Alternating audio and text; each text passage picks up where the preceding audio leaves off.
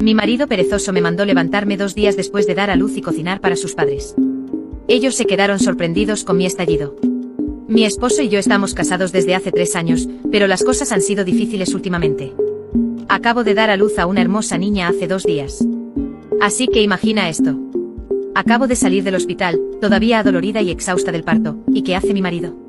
Entra en la habitación del bebé y me ordena que cocine una comida. Incluso quería que hiciera postre para sus padres, que iban a visitarnos. No podía creerlo y me tomó completamente desprevenida. Nunca había actuado así. Solo empezó a comportarse extraño después del parto. Cuando me negué se enojó llamándome perezosa y diciendo que ya había tenido suficiente tiempo libre y que me levantara de mi trasero perezoso. Entonces, cuando llegaron sus padres, comenzó a bombardearme con mensajes exigiendo saber dónde estaba la comida y cuándo estaría lista. Mientras tanto, aún estaba amamantando a nuestra hija y ni siquiera me había movido del lugar donde él me dejó. Cuando finalmente bajé a buscar algo para comer,